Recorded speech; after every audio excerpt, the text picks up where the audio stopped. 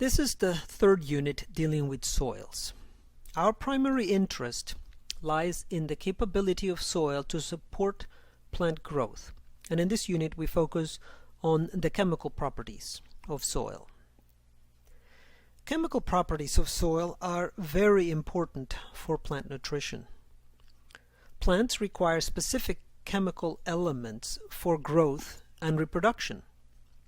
Of the elements listed here, macronutrients such as carbon, nitrogen, phosphorus, potassium are needed in quantities generally between 1,000 and 500,000 parts per million, whereas micronutrients such as iron, manganese, and zinc are required in much smaller quantities of about 1/10 to 100 parts per million. Carbon, oxygen, and hydrogen are considered the non-mineral nutrients of plants, as they are primarily obtained from the air and water. The rest of the nutrients are considered mineral nutrients, and they are derived exclusively from the soil.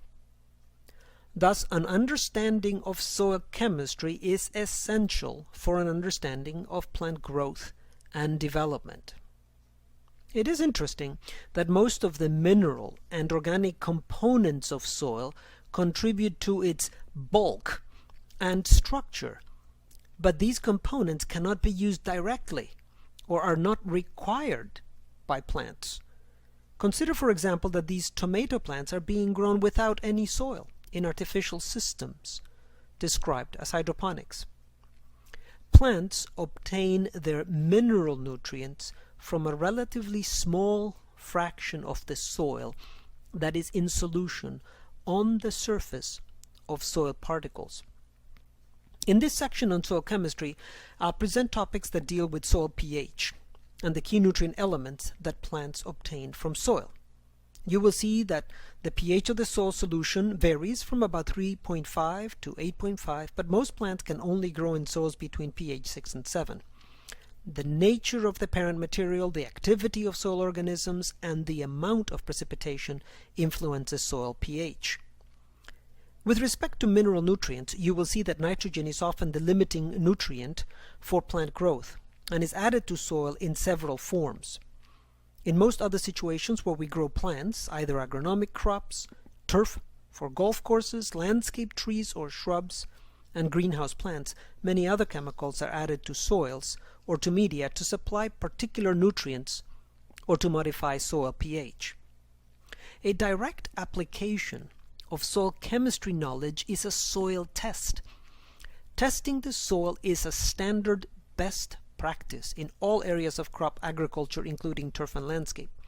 The key information provided by a soil test is about the chemistry of the soil, such as the pH, the concentration of key nutrients, and the cation exchange capacity. More on these terms later. This unit on the chemical properties of soil is divided into two parts. One dealing with ions, nutrients, the cation exchange capacity, and pH. The other with modification of soil pH. Now let us start with a bit of history. In 1731, Jethro Tull, an English farmer, inventor, and author, published an agricultural treatise entitled Horse-Hoeing Husbandry. In this manuscript, he maintained that plants survived and grew as a result of ingesting proper pabulum through the lacteal mouths of the roots. In other words, he believed that plants derive their nutritional requirements by directly ingesting fine soil particles through root pores. Although his proposed mechanism for nutrient uptake was in error, he did correctly identify the soil colloids, clay and humus particles, as important soil constituents affecting plant nutrient availability. They do so by virtue of their inherent chemical properties. Now, just in case you were wondering, we are dealing with a different Jethro Tull than the popular British rock group from the 1970s and 80s, although the band is named for this famed British agriculturist. There is also a popular ornamental plant, the tickseed or Coreopsis Jethro Tull, introduced by Itzol Plants and patented. Imagine using this plant in combination with another wonderful ornamental switchgrass named heavy metal. Now, who says horticulturists don't have a sense of humor? But I digress. The chemistry of soils is important and a somewhat complex material, but its importance cannot be underemphasized. A key concept to keep in mind: that elements involved in various soil chemical processes are charged molecules. They are ions. Positively charged ions are called cations, for example, hydrogen, potassium, and magnesium. Cations are the key components of the cation exchange capacity, an important characteristic of soils. Potassium, calcium, and magnesium ions are major plant nutrients that occur as positively charged ions. They can be held on negatively charged groups on particles of mineral and organic matter and released relatively easily for uptake by the plant. Negatively charged elements are called anions, such as hydride, chlorine, and phosphate ions shown here. Cations and anions are influenced by acid-base theory of general chemistry. In the definition of soil, we saw that it exists as an unconsolidated porous medium. Essential physical components of soil behave as colloids, and a colloid is defined as a homogeneous, non-crystalline substance consisting of large molecules or ultramicroscopic particles of one substance dispersed through a second substance. Colloidal materials are small, often electrically charged amorphous solids that are suspended or dispersed in a liquid medium. Ketchup is a good example of a colloidal suspension. In ketchup, pureed tomato particulates are dispersed within a liquid medium containing water, sugar, vinegar, salt, spices, and flavorings. Repelling forces between particulates themselves and with the liquid medium keep them from coalescing or settling out by the force of gravity. Clay and humus particles are quintessential colloidal materials. They are small, usually about 2 micrometers in diameter. They have a high surface to volume ratio. They exhibit a net electrical charge that is usually negative. Finally, because they are charged, they repel one another and can easily be dispersed in the soil solution. Water, by virtue of its polarity, actually reinforces the colloidal suspension. As we saw, soil particles are formed by weathering of rock minerals. The weathering changes their crystalline structure and alters their electrical charge. Sometimes the fracturing of mineral particles can separate charges on the resulting fragments. Aluminosilicate clays account for most of the charged particles in mineral soils in the temperate zone. They come in a variety of materials such as kaolinite, illite, and montmorillonite. Kaolinite is a clay mineral with the chemical composition shown here. Rocks that are rich in kaolinite are known as china clay or kaolin. While these minerals are important components of soil and influence the role of soil in supporting plant growth, it is interesting to know that these materials also have other functions that are indirectly relevant for the modern growth of plants. For example, a more recent and more limited use of kaolinite is as a specially formulated spray applied to organic fruits, vegetables, and other vegetation that coats the surfaces with a white residue and seems to repel or deter insect damage, and at least in the case of apples, to prevent sun scald. Kaolinite is applied throughout the spring and early summer, creating a physical barrier against many common fruit tree pests. The label from this educational garden display reads, "The white resin covering these trees is kaolin clay, part of a new 3-phase organic pest and disease program for this orchard." Kaolin is used in ceramics, medicine, coated paper as a food additive, in toothpaste, as a light diffusing material, in white incandescent light bulbs, and in cosmetics. It is generally the main component of porcelain. The region of Cornwall in England is known for its abundant clay mine and the porcelain derived from it. Interestingly, the largest greenhouses in the world, part of the Eden Project, a large environmental complex near St. Austell in Cornwall, is constructed in a disused china, clay, or kaolin pit. Still another example of horticultural use of these special materials is turfase.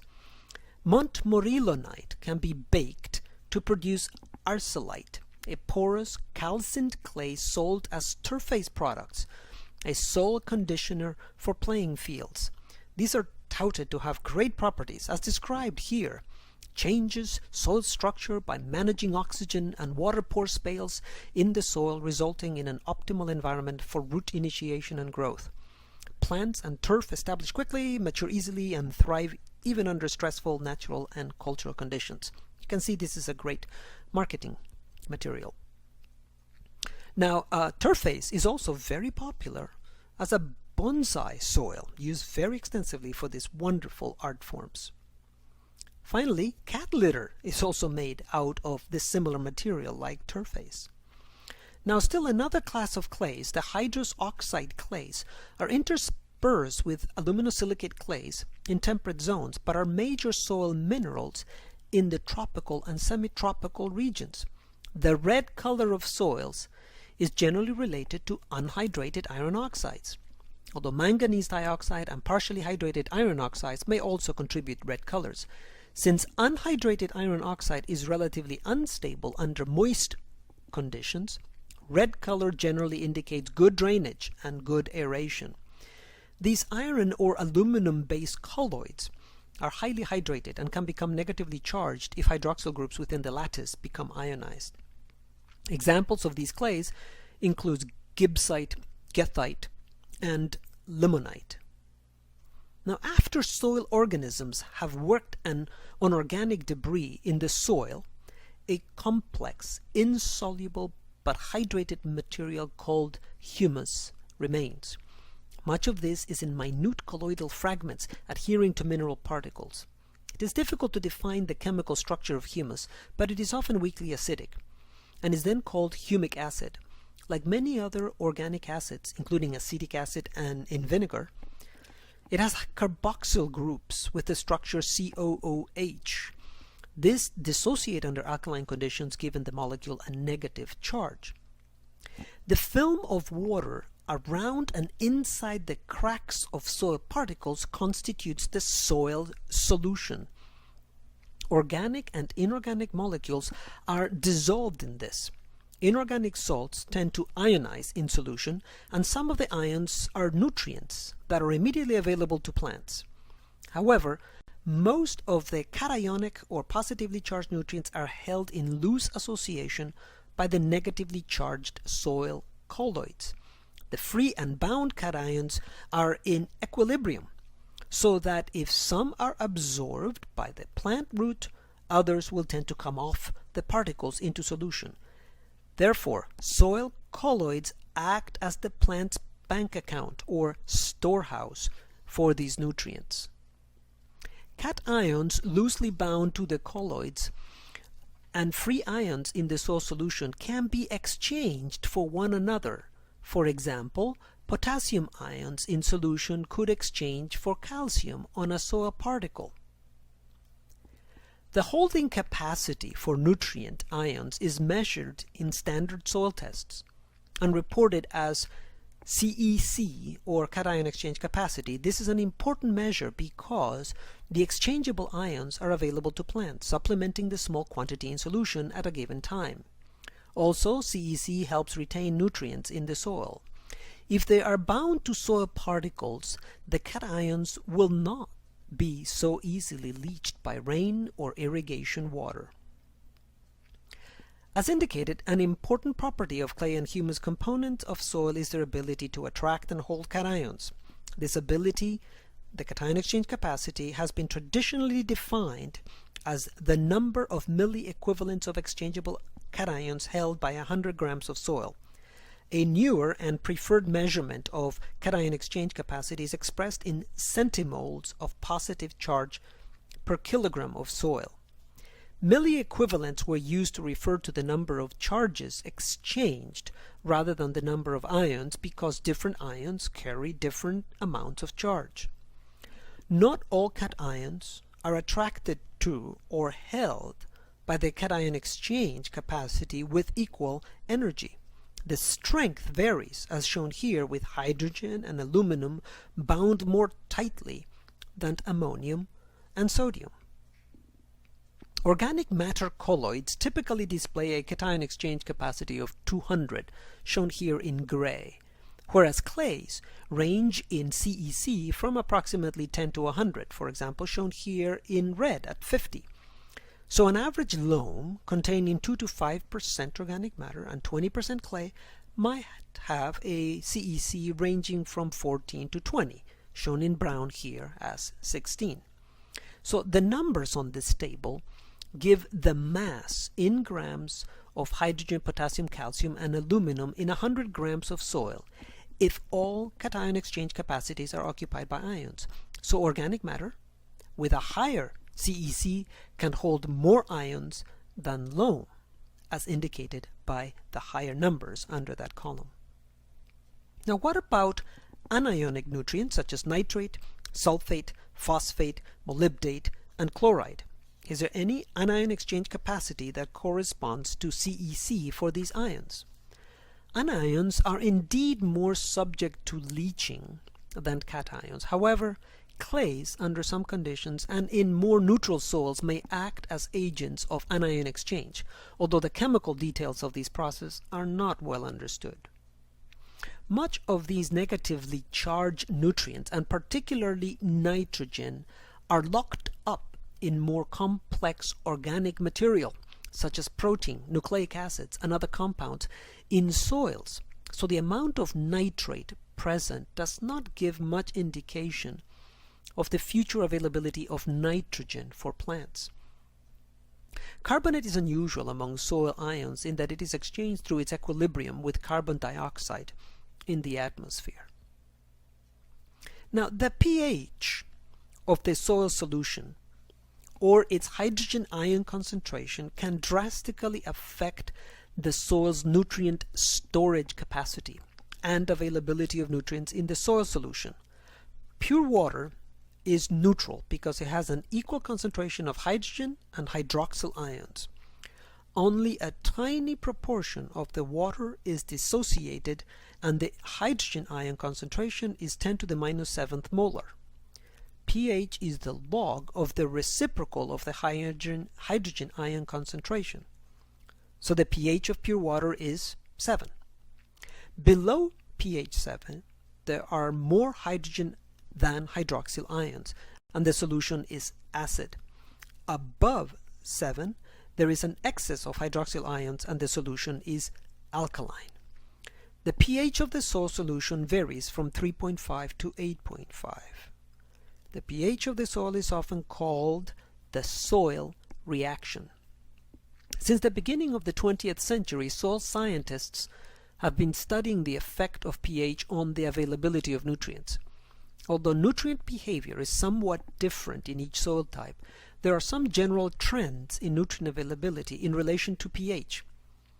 As the soil becomes more acid, the availability of nitrogen, phosphorus, potassium, sulfur, calcium, magnesium, and molybdenum drop off. Conversely, in basic soils, nitrogen, phosphorus, iron, manganese, boron, copper, and zinc are less available.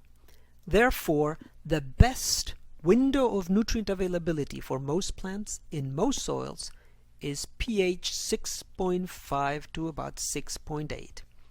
And crop yields are generally higher if they are grown within this range.